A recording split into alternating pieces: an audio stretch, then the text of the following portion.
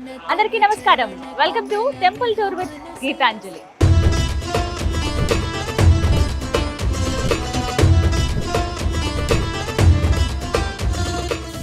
రామాలయం లేని ఊరు, రామనామం పలకని నోరు ఉండదు అంటారు. ఇది అతిశయోక్తి కాదండి.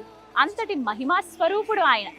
అడిగిన వెంటనే వరాలను సంగుతాడు. తలచిన వెంటనే మనం ఏదైనా ఒక మాట అనుకుంటే చాలట, ఆయన వెంటనే ప్రత్యక్షమయ్యి అభయం ఇస్తాడట. ప్రత్యేకంగా ఒంటిమిట్ట కోదండ రామాలయంలో అయితే స్వామివారి నిదర్శనాలు ఎన్నో ఉన్నాయి. ఆ ప్రదేశంలోనే ప్రస్తుతం నేనున్నానండి.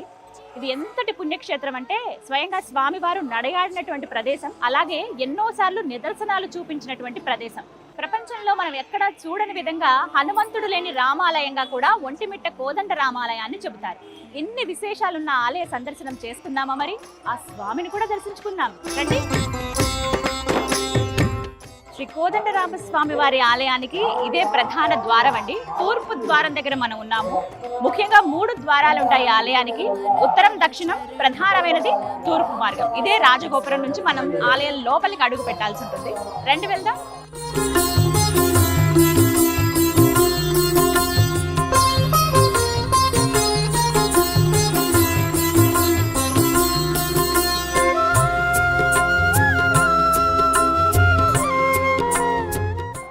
రామచంద్ర, ఎంత అద్భుతంగా ఉందో చూడండి. ఆలయం లోపలికి అడుగు పెట్టగానే మనకి అద్భుతమైన శిల్పకళ ఆకట్టుకుంటుంది. 11వ శతాబ్దంలో నిర్మించినటువంటి ఆలయం కదా, ఆ శిల్పకళ చూడండి ఎంత కళగా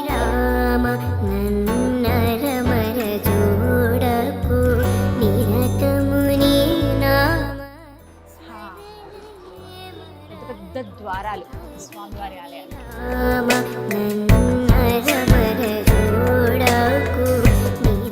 మందిర శిల్పకళలో ఒక విచిత్రాన్ని మీకు చూపిస్తాను చూడండి. ఇదిగోండి, ఇక్కడే ద్వారం. మన లోపలికి రావడమే ఎడం పక్కగా మీరు గమనించవచ్చు. అందరూ ఖచ్చితంగా వీక్షించండి ఇది అద్భుతాన్ని.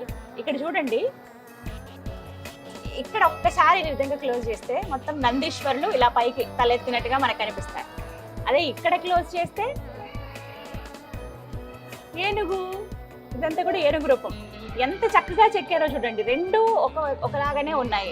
2 జంతువులు కూడా ఒకదాని పక్కన ఒకరు ఉన్నట్టు కానీ శిరస్సు మాత్రం మన కళ్ళతోటి అదొక మాయ అనమాట. చిన్నగా మనం చేసేటువంటి మాయ అది. అంటే అద్భుతమైన వాళ్ళ నైపుణ్యం ఎంత బాగుందో చూడండి. అప్పటి కాలంలో ప్రతి ఒక్కటి చిన్న చిన్నవి కూడా చాలా నీట్గా చెక్కారు. ఇవ్వండి, ఈ పైనవి ఇవి ఏమన్నా రూపం ఉంటే కళ్ళు, ముక్కు, నోరు, ఇవన్నీ కాళ్ళ దాకా వాళ్ళ భంగిమలు కానీ ఇవన్నీ కూడా ఎంత బాగున్నాయో. ఇగో సప్త ఋషులు ఇలా ఇవన్నీ మనకు కనిపిస్తాయి. ఇక్కడ చూడండి, వెంకటేశ్వర స్వామి వారు, శ్రీదేవి భూదేవి సమేత వెంకటేశ్వర స్వామి వారు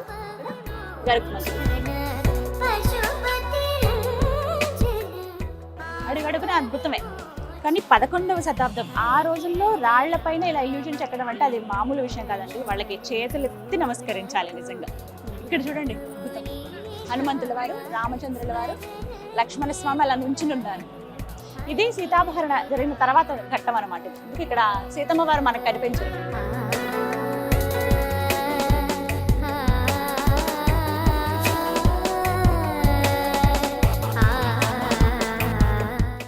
లోపలికి రాగానే మనకి ఇక్కడ కొన్ని శాసనాలు కనిపిస్తాయండి. 1356వ సంవత్సరంలో రాసినటువంటి శాసనాలు, శిలా శాసనాలు ఏవైతే ఉన్నా అవి ఇక్కడ మనకు కనిపిస్తాయి.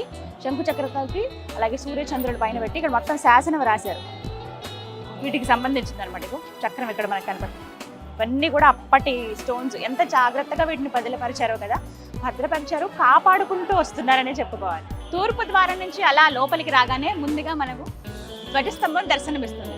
ఆ ధ్వజస్తంభానికి నమస్కరించుకుని ప్రదక్షిణానికి వెళ్తాం.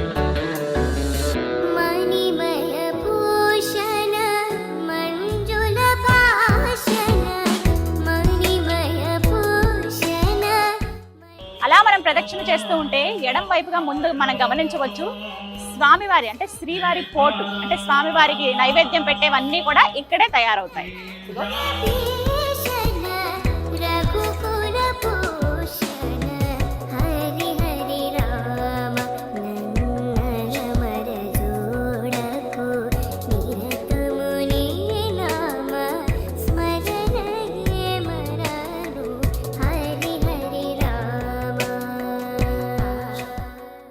అలా మనం 2 అడుగులు ముందుకు వేసుకుని వస్తేనండి ఎడం పక్కగా చూడొచ్చు మూర్తులు ఎంత దివ్యంగా ఉంటారు. ఇక్కడ ప్రతినిత్యం హోమం చేస్తారు స్వామివారికి.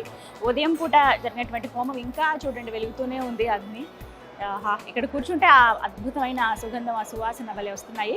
దానికంటే మరీ ముఖ్యంగా ఎక్కువ ఆకర్షించేది స్వామి అమ్మవార్ల మూర్తులేనండి. ఎంత సుందరంగా ఉన్నాయో చూడండి, చాలా చక్కగా అలంకరించారు. ప్రతినిత్యం ఇక్కడే జరుగుతాయి. ఎంత దివ్యంగా ఉన్నాయో మూర్తులైతే. చక్కటి చీరలు అవన్నీ అలంకరించారు. చాలా చాలా బాగుంది. ఇక్కడ నుంచినే మనం వీక్షించవచ్చు అనమాట హోమాలన్నీ ఇక్కడ.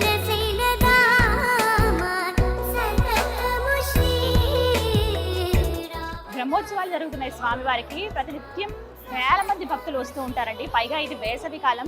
ఇంత ఎండలో భక్తుల దాహార్తిని తీర్చేందుకు ఎన్నో ఏర్పాట్లు కూడా చేశారు ఆలయ కమిటీ వారు. ప్రధానంగా టీటీడీ వారు అయితే ఎక్కువ చొరవ తీసుకుని భక్తుల సౌకర్యార్థం కొన్ని ఏర్పాట్లు చేశారు. అందులో భాగంగా మంచినీరు సరఫరా అనమాట. ఎక్కడికక్కడ మంచినీళ్ళు అందిస్తున్నారు, మజ్జిగ ప్యాకెట్లు ఇస్తున్నారు, ఎప్పటికప్పుడు ప్రసాదాలు, ఇవన్నీ కూడా ప్రతినిత్యం భక్తులకు అందుతూనే ఉంటాయన్నమాట. Thank you. మహాప్రసాదం, జలప్రసాదం స్వామివారి. ఇదే దక్షిణ ద్వారం అండి. ఇటువైపుగా కూడా స్వామిని దర్శనం చేసుకోవడానికి రావచ్చు. అయితే ప్రధాన గోపురం మాత్రం తూర్పు గోపురమే. కానీ చాలా మంది భక్తులు ఈ వైపు నుంచి కూడా వస్తారు. ఇప్పుడు బ్రహ్మోత్సవాలు, కళ్యాణం ఉంది కదా, అందుకనే అన్ని ఏర్పాట్లు చేసేసారు. ఎక్కడి నుంచైనా రావడానికి వీలుగా భక్తులకి ఆ ఏర్పాట్లు అన్నీ ఉన్నాయన్నమాట. ఇగో ఇది దక్షిణ ద్వారం. ఇటువైపుగా ఇలా రావచ్చు.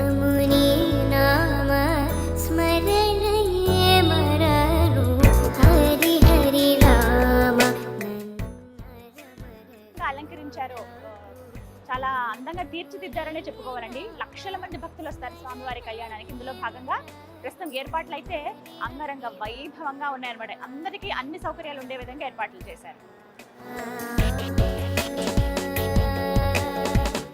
ఇప్పుడు మీకు మరొక ప్రాంతాన్ని చూపిస్తాను.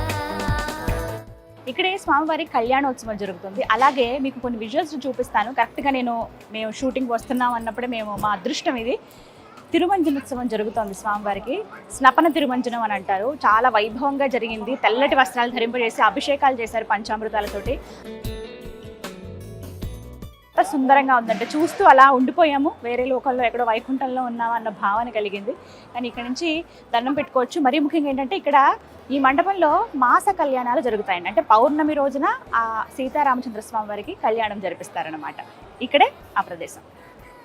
రామచంద్ర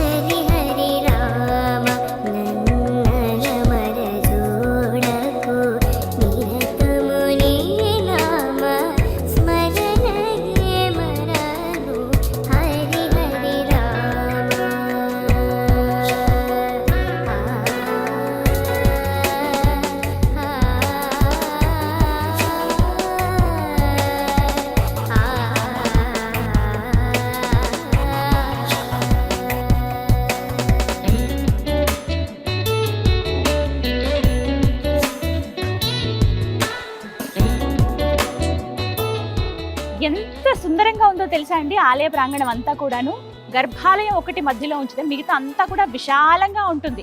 ఎంతమంది భక్తులు వచ్చినా ఏమాత్రం ఇబ్బంది పడకుండా కూర్చుని ఆ స్వామి వారిని కొలుచుకునే విధంగా ఏర్పాట్లు చేశారు. ఎంత దివ్యమైన అతి ప్రాచీనమైన మందిరం ఇది.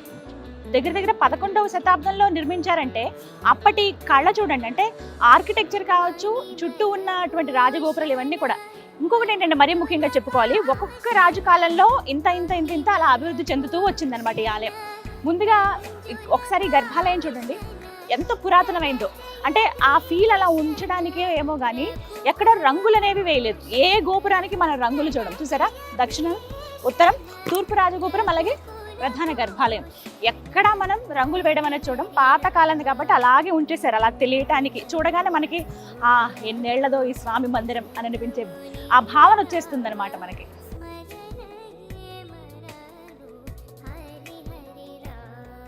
ఒంటిమిట్టలో శ్రీరాముల వారి కళ్యాణం చాలా చాలా ప్రత్యేకం అండి. సాయంత్రం పూట జరుగుతుందంటే చంద్రుడి వెన్నెల్లో స్వామివారి కళ్యాణం జరుగుతుందని చెప్తాను కదా. ఆ ఘట్టం ఆద్యంతము చాలా ఆసక్తికరంగా ఉంటుంది. శివధనుర్భంగం తర్వాతే కదా స్వామి అమ్మవార్ల వివాహం జరిగింది. కళ్యాణ ఘడియలు ఎప్పుడైతే ముందుకు వస్తున్నాయో ఆ ముందుగా కొన్ని క్రతువులు ఇక్కడ జరిపిస్తారు. అందులో ప్రధానమైనది శివ ధనుర్భంగం. ఆ ఘట్టం తర్వాత ఎదుర్కోలు కార్యక్రమం నిర్వహిస్తారు. అది చాలా ప్రత్యేకం. స్వామి వారికి వేరేగా, అలాగే అమ్మవారికి వేరేగా ఎదుర్కోలు ఉంటుంది. ఎదురెదురుగా వారు కూర్చున్నట్లుగా ఆ ఘట్టం జరిగేది ఇదిగో ఇక్కడే. ఇది శ్రీరాముల వారి ఎదుర్కోలు మండపం. చక్కగా ఇప్పటికే లైటింగ్స్ అవన్నీ పెట్టి అందంగా తీర్చిదిద్దారు. ఇక రేపటి రోజున ఇంకా పూలమాలలతోటి అందంగా తీర్చిదిద్దారు. ఇంకా స్వామి వచ్చి కూర్చున్నారంటే ఎంత దివ్యంగా ఉంటుందో అందరికీ తెలిసిందే కదా. ఇక్కడే ఎదుర్కోలు ఉత్సవం జరిగేది.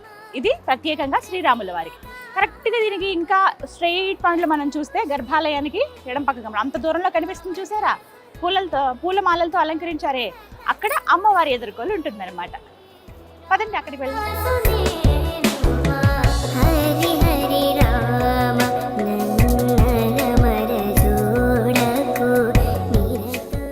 అలా మనం ముందుకు నడుచుకుని వస్తుంటేనండి ఇక్కడ మనం చూడొచ్చు ఉత్తర ద్వారం.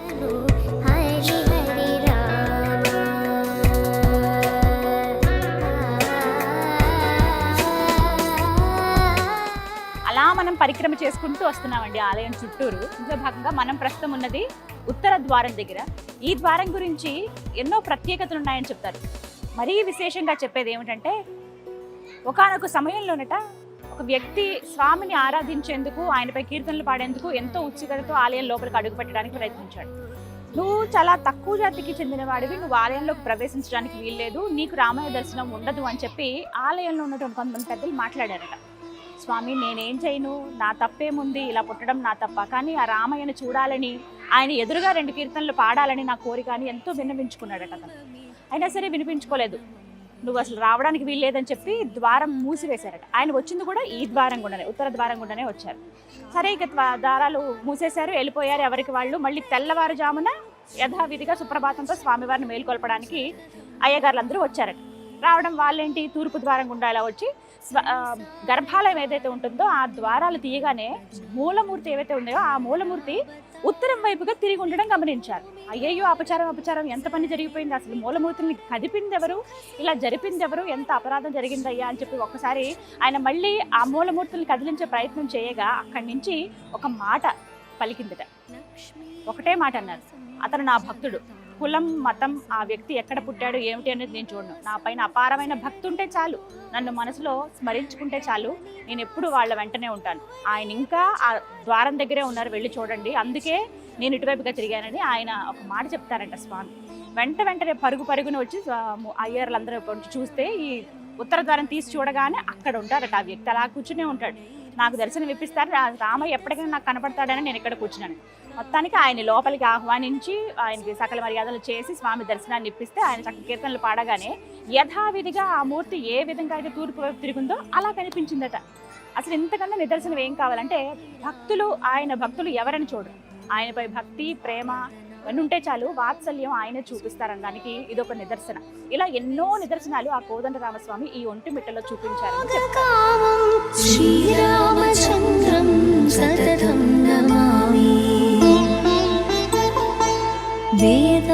ఈ కోదండరాముడి సన్నిధిలోనే ఆ పరమశివుణ్ణి కూడా మనం దర్శించుకోవచ్చండి. అదే రామలింగేశ్వరుడి రూపంలో.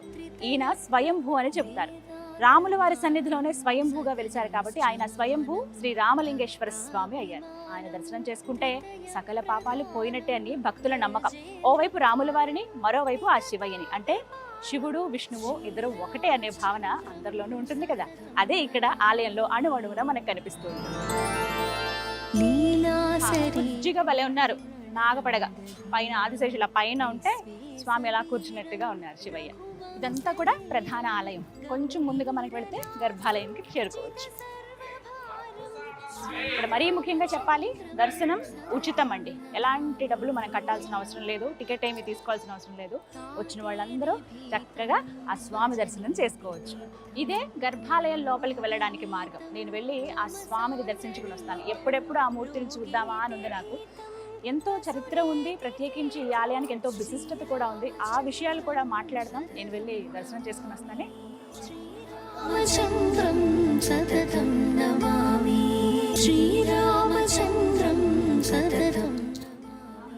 శ్రీరామ, ఎంత చక్కగా దర్శనం జరిగిందో తెలుసా. స్వామివారి అలంకరించినటువంటి మాల ఇచ్చారు, అలాగే స్వామివారికి పూసినటువంటి చందనం ఇచ్చారు, అలాగే స్వామి అమ్మవారి దగ్గర పెట్టిన పువ్వులు ఇచ్చారు. ఎంత అనుగ్రహమో శ్రీరామచంద్రుల వారిది. మాట్లాడదాం విశేషాలు. ఆ మూర్తిని చూడగానే నాకు చాలా చాలా సంతోషం అనిపించింది. నేను ఇది మొదటిసారి అనుకుంటున్నాను స్వామి అలా నిలువెత్తు రూపం చూడటము. అంటే అమ్మవారు లక్ష్మణుడితో సమేతంగా అయోధ్యలో చూశాను ఆ బుజ్జి రామయ్యని, కానీ ఇక్కడ ప్రత్యేకంగానండి ఒంటిమిట్టలో స్వామి నిలువెత్తు రూపాన్ని చూశాను. కోదండపాణి అంటారు కదా, ఆ బాణం అలా పట్టుకుని ఉన్నారు ఆయన. మా నడుముకి ఒక కత్తి కూడా ఉంది. మొత్తం అంతా బంగారు ఆభరణాలు వేశారు స్వామికి. ఓవైపు కంటే ఎడం పక్కగా అమ్మవారు ఉన్నారు, కుడి వైపుకి లక్ష్మణ స్వామి ఉన్నారు. ఇక్కడ హనుమంతుడు అసలు ఉండరండి, ఎందుకంటే అప్పటికి హనుమంతుడు శ్రీరాముల వారిని కలవలేదు. హనుమంతుడు లేని ఏకైక ఆలయం ఈ ప్రపంచంలో ఏదైనా ఉంది అని అంటే గనక శ్రీరాముల వారి చెంత, అది ఒంటిమిట్ట మాత్రమే. అది ఇక్కడ ప్రత్యేకం. ఇంకా చెప్పాలి అని అంటే స్వయంగా జాంబవంతుల వారు ప్రతిష్ఠించినటువంటి విగ్రహం అన్నమాట. అదంతా కూడా ఏకశిల, ఒకే శిల పైన ఉన్నారు. పైకి మనకు అంత కనిపిస్తున్నా భూమి లోపలికి ఇంకా కొన్ని అడుగులు కిందకు ఉందంటండి. అంత పెద్ద శిల అది. పూర్తిగా ఒకటే శిల పైన ముగ్గురు రూపాలు మనం చూడొచ్చు. అలా నుంచుని ఉన్నారు. అమ్మవారు అయితే సిగ్గుపడితే ఎంత ముద్దుగా ఉందో తెలుసు. పచ్చటి చీర అలంకరించారు. స్వామివారికి ఏమో పింక్ కలర్ బ్లూ కలర్ పంచుతో అలంకరించారు. పైన ఆభరణాలు ఇవన్నీ వేశారు. ఆయన రాజు కదా, మహారాజు కదా, ఎంత బాగుందో. అలాగే లక్ష్మణ స్వామి కూడా పచ్చటి పంచ, చాలా సుందరం. కూర్చున్నంతసేపు అంటేనండి కొంచెం లోపలికి కొద్దిగా పర్మిషన్ తీసుకుని వెళ్ళాము. మేము అలా నుంచి చూసినంతసేపు కూడా మా మనసు కళ్ళు అన్నీ అక్కడే ఉండిపోయినాయి. ఆ అమ్మవారిని ఒకసారి, అయ్యవారిని ఒకసారి, లక్ష్మణ స్వామి వారిని ఒకసారి అలా చూస్తూనే ఉండిపోయాం. ఎక్కడో వేరే ప్రపంచంలో ఉన్నామన్న భావన కలిగింది. బంగారు ఆభరణాలు వేశారు. అంత దూరంలో స్వామి మరీ దగ్గరగా కాదు, కొంచెం దూరంలో చూడొచ్చు అనమాట. ఆ గర్భాలయంలోనే ముందుగా మనకి దశావతారాలు ఇలా చెక్కినట్లుగా అందంగా కనిపిస్తుంది. లోపలంతా కూడా అతి పురాతనమైనటువంటి ఆలయం ఇది అని చెప్పడానికి గుర్తుగా చూడొచ్చు. ఆనాటి కాలం శిల అంతా కూడా ఆనాటి కాలం. అసలు ఎలా తీసుకొచ్చారు ఇక్కడ దాకా అనేది అంతగా దండకారణ్యం ఇదంతా కూడాను. అయినా చాలా శ్రమ కూర్చి ఆలయాన్ని నిర్మించారనే చెప్తారు. మూర్తులు అయితే చాలా సుందరంగా ఉన్నాయి. మీరు వస్తే ఆలయానికి కాసేపు గడపండి, ఒక 2-3 నిమిషాలైనా అక్కడ నుంచి అలా చూస్తే చాలా స్వామి అమ్మవార్లను, లక్ష్మణ స్వామిని మనసంతా నిండిపోతుంది. ఎన్నెన్నో కోరికలు చెప్పుకోవాలి అది ఇదని వెళ్తాం, కానీ అక్కడికి వెళ్ళాక అవి ఏం గుర్తురావు. వాళ్ళని చూస్తే అలా చూస్తూ ఉంటాం అంతే. చూశాను, ఒకసారి వారి అనుగ్రహం వచ్చిందని అనిపించింది. గంధం వారికి అర్పించినది, అలాగే పూలమాల, ఈ పూలు అవన్నీ ఇచ్చారు. చాలా సంతోషం అనిపించింది. అలా నడుచుకుంటూ ఇలా వచ్చి మీ ముందు కనబడుతున్నాను. చూస్తే అర్థమైంది కదా ఎంత సంతోషంగా ఉన్నాను. ఇక స్వామివారి ప్రసాదానికి దారి ఇటువైపుగా అండి. ఇక్కడికి వెళితే మనకి చక్కగా వేడివేడి ప్రసాదం అందిస్తారు. ఇక వెళ్ళి తీసుకుందామా మరి, రండి. శ్రీరామచంద్రం సతతం నమామి. వేడివేడిగా బెల్లం పరమాన్నం స్వామికి ఎంతో ఇష్టం అంట. మధురం అంటే చాలా ఇష్టం కదా రామచంద్రుడికి. అందుకే చక్కగా మనకి ఈ సమయంలో వచ్చినందుకు ఈ ప్రసాదం లభించింది అనమాట. రకరకాలుగా పెడుతూ ఉంటారు స్వామికి. అంటే పొంగల్ పెడతారు, అలాగే పులిహోర నైవేద్యంగా సమర్పిస్తారు, అలాగే చక్కెర పొంగల్ పెడతారు, బెల్లం పరమాన్నం, ఇలా రకరకాలుగా ఉంటాయన్నమాట. మనకైతే ప్రస్తుతం బెల్లం పరమాన్నం ఇచ్చారు ప్రసాదం. చాలా మధురంగా ఉంటుంది. స్వామివారి ప్రసాదం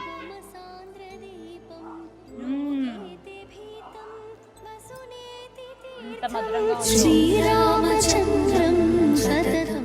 ఒంటిమిట్ట శ్రీ కోదండ రామాలయం గురించి ఎన్నో గాథలు ప్రచారంలో ఉన్నాయండి. ప్రత్యేకించి ఒక్క గాథ గురించి చెప్తారు. ఏమిటి అని అంటే, పూర్వకాలంలో అంటే త్రేతాయుగంలో శ్రీరాముల వారి కళ్యాణం తర్వాత వారు అరణ్యవాసం చేపట్టిన తర్వాత ఈ ప్రాంతానికి వచ్చినప్పుడు ఇక్కడ భృంగి అలాగే మృతంగ అనే మహర్షులిద్దరూ కూడా ఒక యాగం తలపెడతారు. ఆ యాగాన్ని రాక్షసులు వచ్చి పాడు చేయాలని చూస్తారు.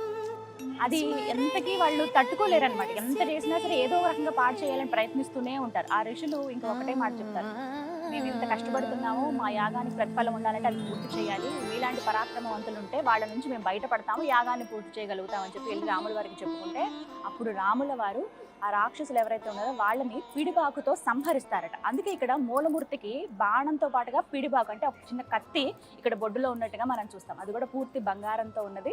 లోపల గర్భాలయంలో స్వామివారిని గమనిస్తే మనకి తెలుస్తుంది అనమాట. ఆ పిడిబాకుతో ఆ రాక్షసుల్ని సంహరించారు. దానికి గుర్తుగా ఎంతో సంతోషించి స్వామి, అమ్మవారు అలాగే లక్ష్మణుల వారు వీరు ముగ్గురే కదా అరణ్యవాసపుడు వాళ్ళు వచ్చి ఇలా రక్షించారు. అందుకని వాళ్ళు గుర్తుగా ఒక రూపాన్ని శిలపైన చెక్కి ఉంచుకున్నారనమాట. ఆ నిత్యం పూజ చేసేవాడు. అలా కొన్ని యుగాలైన తర్వాత జాంబవంతుల వారు ఒకానొక సమయంలో స్వామి అనుగ్రహం కోసం ఇదే గుట్ట పైన తపస్సును ఆచరించారట. అలా ఎన్నో సంవత్సరాల తపస్సు చేస్తూ ఉండగా ఎదురుగా ఉన్నటువంటి ఇంకో గుట్ట పైన స్వామివారు ప్రత్యక్షమయ్యారట. జాంబవంత, ఎందుకు ఇంతగా తపస్సు చేస్తున్నావు, నీకు ఏం కావాలి, దేని గురించి అని అడిగితే, స్వామి నీ కనికరం కావాలి, నీ అనుగ్రహమే కావాలి అని అంటే ఖచ్చితంగా కావాల్సిన వరాలను అందిస్తారట. ఎన్ని వరాలను అందించినా సరే, ఇక్కడికి నేను కోరుకుంటే, నేను మనస్సు పెట్టి ధ్యానం చేస్తే నాకు నువ్వు అనుగ్రహం ఇచ్చావు. అలాగే భక్తులందరూ ఎవరు వచ్చినా కూడా, ఎవరు నిన్ను తలుచుకున్నా కూడా, వచ్చి నిన్ను మొక్కినా నువ్వు అదే విధంగా అనుగ్రహించాలి. ఇక్కడ ఉన్నటువంటి నీ రూపం ఏదైతే ఉందో అది నేను ఇక్కడ ప్రతిష్ఠిస్తాను స్వామి అని చెప్తారట. తక్షణం అదే అవశ్యం తప్పకుండా జరుగుతుంది, నీకు అనుగ్రహిస్తున్నానని చెప్పి స్వామి అంతర్ధానం అయిపోతారు. ఎంతో సంతోషించి జాంబవంతుల వారు ఏదైతే ముందు మహర్షులు చెక్కినటువంటి శిల ఏదైతే ఉందో, అంటే స్వామివారి రూపం, అమ్మవారు, శ్రీరాముల వారు, అలాగే లక్ష్మణ స్వామి వారు మొత్తం ఒకటే శిలపై చెప్తారు. ఆ రూపాన్ని తీసుకొచ్చి ఇప్పుడు మనం చూస్తున్నటువంటి ఈ గర్భాలయంలో ప్రతిష్ఠ చేశారనమాట. స్వయంగా జాంబవంతుల వారు ప్రతిష్ఠ చేసినటువంటి విగ్రహం ఇది. 3 కూడా ఏకశిలపైన ఉంటాయి. అందుకనే ఇంతకుముందు, ఇప్పుడంటే ఇది ఒంటిమిట్ట రామాలయం అంటున్నారు, కానీ మీరు కొన్ని చోట్ల కూడా పేర్లు గమనించవచ్చు, ఏకశిలా నగరం అని. ఏకశిలపైన రాముల వారు, సీతమ్మ తల్లి, లక్ష్మణ స్వామి, వీరు 3 ఉన్నారు కాబట్టి ఇది ఏకశిలా నగరం అని ఆయన చెప్పుకుంటారనమాట.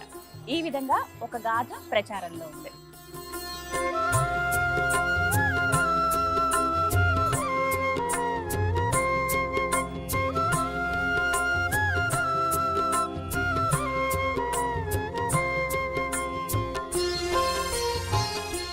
ఇక ఈ ఆలయం గురించి మరొక గాథ ఏమిటంటే, ఏకశిలా నగరం అంటున్నారు, అది సరే, మరి ఒంటిమిట్ట అని ఎందుకంటున్నారో తెలుసా? ఒంటుడు మిట్టడు అనేటువంటి 2 దొంగలు ఉండేవారండి ఈ ప్రాంతంలో.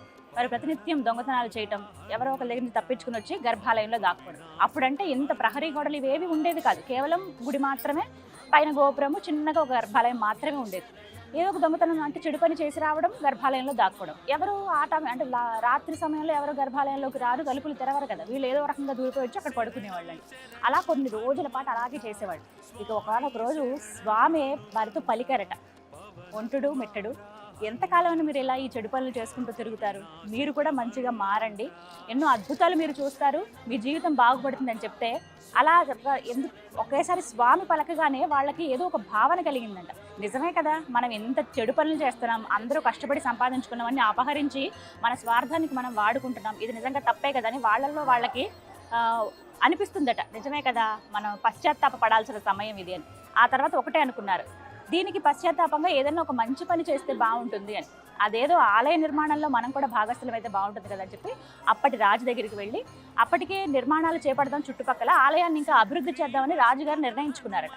అప్పుడు వెళ్ళి చెప్తారు, ఇప్పటివరకు మేము చేసినవన్నీ తప్పులే, మమ్మల్ని క్షమించండి, ఇంకెప్పుడు మేము దొంగతనాలు ఇవి చెయ్యము, అయితే స్వామివారి ఆలయ నిర్మాణంలో మాకు కూడా కొంత భాగం ఇవ్వండి, మేము ఏదో ఒక రకంగా సహాయం చేస్తామంటే, సరే మీరు మంచిగా మారుతానంటే అంతకన్నా ఉందని స్వయంగా రాజు చెప్తారట. స్వామి పలికించారు మీతో అనుకుని, సరే మీరు ఈ పనుల్లో నిమగ్నమై ఉండండి అంటే చకచక అన్నిట్లో వాళ్ళు ప్రతి దాంట్లోనూ ఇన్వాల్వ్ అయ్యి అన్ని పనులు చేసేసి ఆలయ నిర్మాణంలో ముఖ్య పాత్ర పోషించారట. అప్పటి నుంచి ఒంటుడు మిట్టడు కట్టినటువంటి ఆలయం కాబట్టి ఇది ఒంటిమిట్ట రామాలయంగా పేరు పొందింది. హనుమంత స్వామి శరణం హనుమంత పవన కుమార. ఈ ఒంటిమిట్ట కోదండ రామస్వామి ఎన్నో నిదర్శనాలు చూపించారండి. పిలిస్తే పలికే దైవంగా కూడా పేరు పొందారని చెప్పుకోవాలి. ఒకానొక సమయంలో ఒక ముస్లిం రాజు, అంటే ముస్లిం రాజులు పరిపాలిస్తున్నటువంటి సమయంలో వారు ఇలా ఈ మార్గం గుండా వెళ్తూ ఉండగా కొంతమంది భక్తులు, అలాగే దైవాన్ని నమ్మని వాళ్ళు వాదనలు చేసుకుంటున్నారట. రాముడు ఎక్కడున్నాడు, అసలు రాముడే లేడు, మీరు కేవలం ఒక శిలకు మాత్రమే పూజ చేస్తున్నారు, ఆయన దేవుడు ఎందుకు అవుతాడు? లేదు, మా రామయ్య చాలా గొప్పవాడు, ఈ ప్రాంతంలోనే ఆయన నడిచిన ప్రదేశం ఇది, ఆయన యుద్ధం చేసిన ప్రదేశం ఇది, చాలా గొప్పది, ఎన్నోసార్లు మాకు నిదర్శనాలు చూపించాడని ఒకవైపు వాదన. ఇలా వాదనలు జరుగుతుండగా ఆయన వచ్చి ఏం జరిగిందని అడిగితే, ఇగోండి వీళ్ళు రాముడు ఉన్నాడు అంటున్నాడు, ఏమీ లేడని ఒకవైపు, మా రామయ్య లేడంటావా అని చెప్పి ఇక కొట్లాటకు సిద్ధమైపోతున్నారు. సరే మీరు ఉన్నారు రామయ్య అని చెప్తున్నారు కదా ఈ ప్రాంతంలో, నేను పిలుస్తాను, మీ దేవుడు పలుకుతాడా అని అడిగారట. ఓ తప్పకుండా పలుకుతారు, కావాలంటే పిలిచి చూడండి అంటారు. అయితే ఒక మాట చెప్తారు, మీరు మనసు పెట్టి నిర్మలమైన మనసుతోటి మీరు ఒక్కసారి ఆ స్వామిని స్మరించుకుని, మనసంతా నీవే ఉన్నావయ్యా, నువ్వు ఖచ్చితంగా ఉన్నావయ్యా అని నమ్మి మీరు పిలవండి ఒకసారి అని అంటారట. సరే దాందేముంది, పిలిస్తే పలుకుతాను అంటున్నారు కదా అని చెప్పి, సరే ఇదొక పరీక్షగా భావించండి అని చెప్పి మొత్తం ద్వారాలన్నీ మూసివేశారు. ఇప్పుడు మనం చూస్తున్నటువంటి ఉత్తర ద్వారం, దక్షిణ ద్వారం, తూర్పు ద్వారం, 3 ద్వారాలు మూసివేసి ఒక వైపుగా ఆయన నుంచోబెట్టారట, ఇంకో వైపుగా మిగతా వాళ్ళు నుంచున్నారట.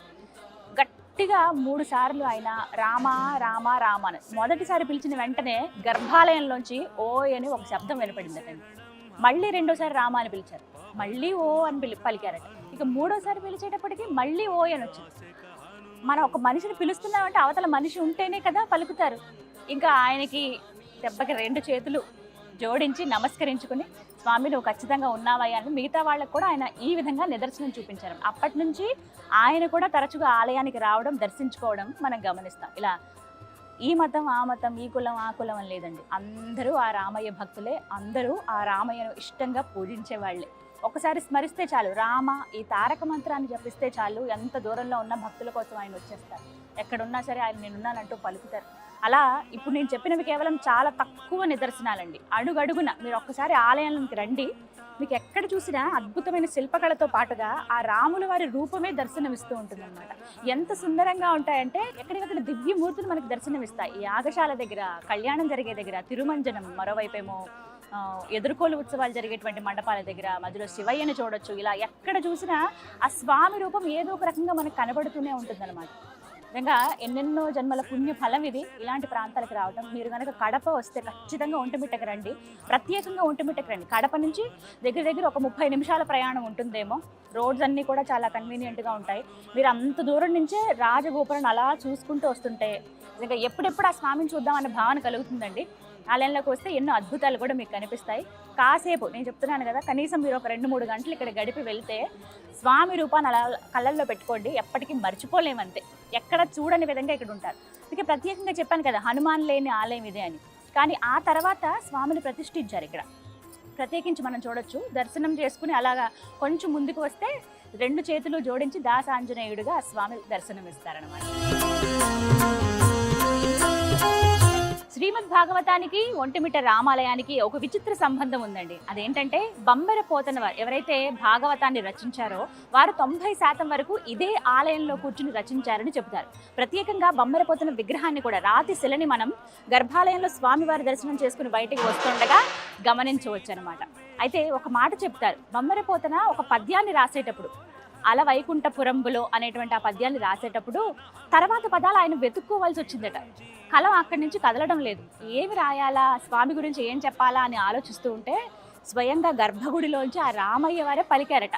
ఈ విధంగా అని చెప్పి ఆయన చెప్పిన మాటలతోటి అలా పద్యాన్ని పూర్తి చేశారట. అందుకే ఒక మాట చెబుతూ ఉంటారు, పలికిడిది భాగవతమట, పలికించడివాడు రామభద్రుండట. ఇది అక్షర సత్యం అండి. స్వయంగా స్వామి వారే పలికి రాయించినటువంటిది. అందుకే బమ్మెర పోతన గారు ఒక పని చేశారు. ఏమిటంటే పూర్తి అయిపోయిన తర్వాత భాగవతం అంతా కూడా ఇక్కడే ఈ స్వామి వారి పాదాల చెంతనే అంకితం ఇచ్చారట. దాని గుర్తుగా ఒక శాసనం కూడా మనం ఇక్కడ ఆలయ ప్రాంగణంలో గమనించవచ్చు.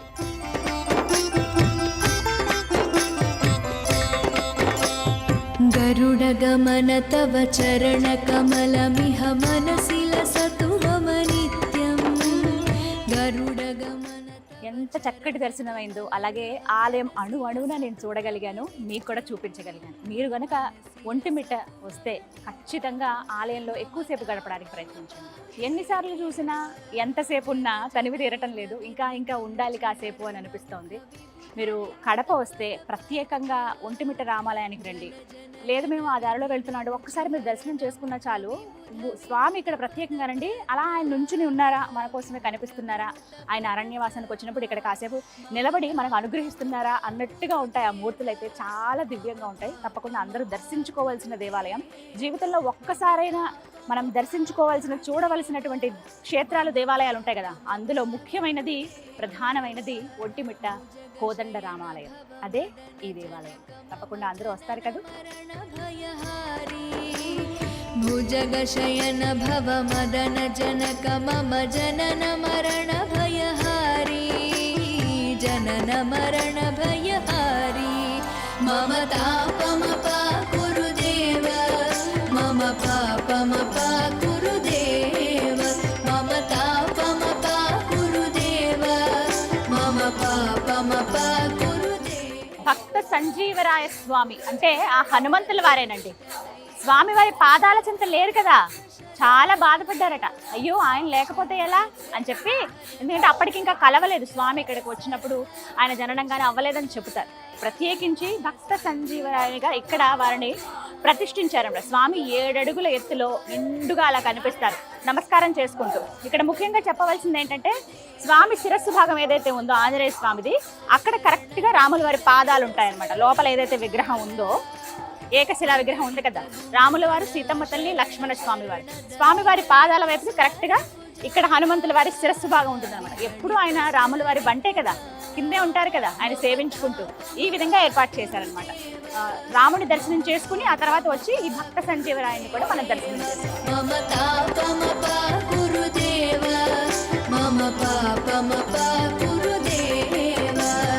భక్తవర్యమిహ భూరి కరుణయా పాహి భారతీ తీర్థం. శ్రీ కోదండరామ స్వామి వారి రథం చూసారా, ఎంత పెద్ద రథమో. ఈ రథం పైనే స్వామివారు ఊరేగుతారు. కళ్యాణం జరిగిన తర్వాతి రోజున మొత్తం ఇక్కడ ఈ గ్రామాలన్నీ కూడా ఊరేగిస్తారండి. అశేషమైన భక్తుల నడుమ ఆ స్వామివారి ఊరేగింపు చూడాల్సిందే. ఎంత కన్నుల పండుగగా ఉంటుందో. 30 అడుగులు ఉన్నటువంటి ఈ రథంలో ఆ మధ్యలో మూర్తులను అలా ఉంచి మొత్తం విహరింపజేస్తారు. మాఢ వీధులతో పాటుగా పూర్తిగా ఈ గ్రామాలన్నీ కూడా స్వామివారు విహరిస్తారనమాట. కళ్యాణం జరిగిన తర్వాత అంటే పట్టాభిషేక ఘట్టం అవుతుంది కదా, ఇలా చేసుకుని రాజులాగా ఆయన ప్రజలందరినీ చూస్తారనమాట ఆ రోజున ఇదే రథం పైన. ఎంత పెద్ద రథమో చూడండి, సుందరంగా అలంకరించారు. కళ్యాణం ఉందిగా మరికొద్ది రోజుల్లో. ఒంటిమిట్ట కోదండ రామాలయానికి దగ్గరలోనే మనం రామతీర్థం, లక్ష్మణ తీర్థం అని చూస్తామండి. ఆ ప్రదేశానికి వెళ్ళే మార్గమే ఇది. ప్రధాన ఆలయానికి 200 మీటర్ల దూరంలో ఉంటుంది. నడుచుకుంటూ కూడా రావచ్చు, లేదు వాహనాల్లో వచ్చే వాళ్ళు కూడా రావచ్చు. ఇక్కడ పార్కింగ్ కొంత స్థలం ఉంటుంది. ఇలా మెట్లు దిగి కిందకి వెళ్ళాలి ఆ తీర్థాలను మనం దర్శించుకోవాలంటే. ఇక్కడ ఒక కథనం కూడా ఉంది. అరణ్యవాసంలో ప్రత్యేకించి సీతారాముల వారు అలాగే లక్ష్మణుల వారు వెళుతున్నప్పుడు సీతమ్మదేవి రాముల వారిని ఒక మాట అడుగుతుందట. ఇది ఇంత దండకారణ్యంగా ఉంది, పశుపక్షాదులు దాహం తీర్చుకోవడానికి చుక్క నీరు కూడా లేదేంటి స్వామి అని అడుగుతుందట. అప్పుడు జానకమ్మ మనసులో ఉన్నటువంటి అంతరంగాన్ని రాముల వారు గమనిస్తారట. ఏంటి అని అంటే సీతమ్మ వారికి దాహం కలిగింది అని. ఆవిడ డైరెక్ట్గా స్వామివారిని అడగకుండా ఈ విధంగా వాటన్నిటికీ ఎలా స్వామి మరి అని అడుగుతుందట. వెంటనే ఆయన ఆ మనసులో ఉన్నది గమనించి తన దగ్గర ఉన్న బాణంతో కిందకి నేలపైకి బాణం ఇలా విసురుతారట.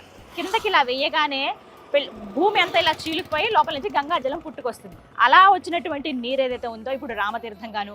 మరోవైపున లక్ష్మణ స్వామి వారు కూడా నిజమే కదా, ఇక్కడ ఉన్నటువంటి పశుపక్షాదులన్నిటికీ కూడా నీరు కావాలి, అవన్నీ ఇక్కడ వచ్చినప్పుడు వాటి దాహార్తి తీరాలనే ఉద్దేశంతో ఆయన కూడా ఒక బాణాన్ని ఆ రామయ్యను స్మరించుకుని వేస్తారట. అది లక్ష్మణ తీర్థంగా. 2 గుండాలు మనకి పక్కపక్కగానే కనిపిస్తాయి. మెట్లు దిగి కిందకి వెళ్లాల్సి ఉంటుంది. ఇలా ఇక్కడ దర్శనం చేసుకుని కూడా స్వామివారి దగ్గరికి వెళ్ళి అక్కడ కాసేపు ఆలయంలో కూర్చుంటారు చాలామంది. ధ్యానం చేసుకోవడం, ఆ స్వామివారిని మనసారా తలుచుకోవడంతో మొత్తంగా ఒక్కొక్కటి చూసుకుంటూ వెళ్తానండి. ప్రతి చోట ఆనవాళ్లు మనకు కనిపిస్తాయి. అరణ్యవాసంలో వారు అడుగుపెట్టి ఇక్కడ కొంచెం రోజుల పాటు గడిపినటువంటి ప్రదేశాలు ఇవన్నీ కూడాను. ఎంత పుణ్యం, ఎంత పావనమో కదా.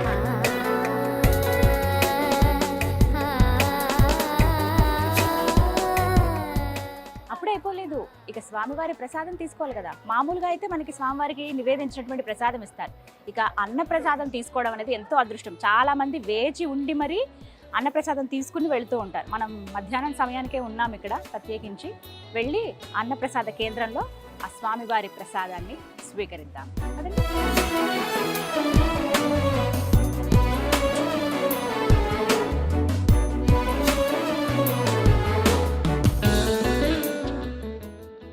రాముల వారి ప్రసాదం మీకు చూపిస్తాను చూడండి. ఆలయ ద్వారం నుంచి మనం బయటికి రాగానే, అంటే రాజగోపురం ఏదైతే ఉందో బయటికి రాగానే మనం బయటికి వస్తూ ఉండగా ఎడం వైపుగా కనిపిస్తుంది శ్రీ కోదండ రామస్వామి వారి నిత్య అన్నదాన క్షేత్రము అని చెప్తుంది. లోపలికి ఇలా రండి. విశాలమైన ఒక హాల్ ఉంటుంది. ముందుగా వడ్డించే వాళ్ళు ఇక్కడంతా కూర్చొని తినడానికి అనమాట. చక్కగా ప్లేట్, మనం తిన్నటువంటి ప్లేట్ని శుభ్రంగా కడిగి అక్కడ పెట్టేస్తాము. తర్వాత అరిటాకు ఇస్తారు. అరిటాకులో కమ్మగా భోజనం. ఫస్ట్ స్వీట్ శనగపప్పు, అలాగే తాలికలు, పాల తాలికలు అంటారు కదా, అవి వేసారు. సగ్గుబియ్యంతో బెల్లం వేసి ఒక కమ్మని ప్రసాదం స్వీట్ అనమాట. తర్వాత పుదీనా పచ్చడి, అన్నం, మామిడికాయ పప్పు, అప్పడాలు, రాగి ముద్ద కూడా ఉంటుంది. కావాలంటే అది కూడా తీసుకోవచ్చు. మళ్ళీ అన్నం పెట్టించుకోవచ్చు, ఉచితమే. లిమిటేషన్ అంటే ఏం లేదు, ఒక్కసారే పెడతారు అన్నం, అలా ఏం లేదు. మళ్ళీ మళ్ళీ పెట్టించుకోవచ్చు. మన కడుపు నిండేంత దాకా మనం ఇక్కడ స్వామివారి ప్రసాదాన్ని స్వీకరించి వెళ్ళొచ్చు అనమాట. మీరు వస్తే స్వామివారి ప్రసాదం తీసుకోవడం మర్చిపోకండి. రామచంద్ర వేడిగా ఉంది. పాల తాలికలు తిని ఎన్ని సంవత్సరాలు అయిపోయిందో.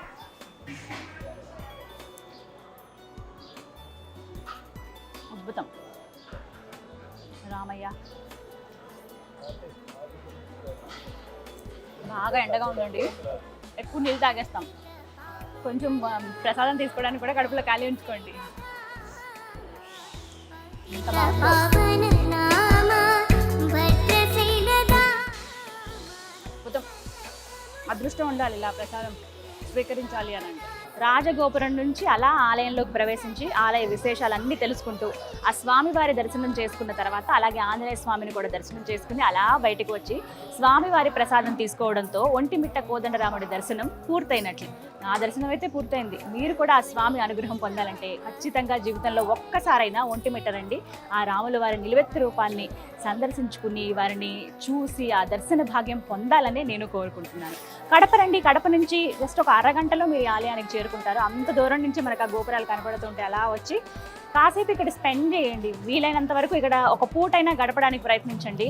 ఎక్కడ మీరు జీవితంలో ఎప్పుడూ అనుభూతి చెందినటువంటి ఒక ప్రత్యేకమైన ఒక ఆకర్షణకు లోనవుతారు స్వామివారిని చూడగానే. అలాంటి అనుగ్రహం కలగాలనే మనస్ఫూర్తిగా కోరుకుంటున్నాను. ఇది ఇవాల్టి టెంపుల్ టూర్ విత్ గీతాంజలి. మరో దివ్య ఆలయ సందర్శనంతో మళ్ళీ మీ ముందుకు వస్తాను. జయ శ్రీరామచంద్ర.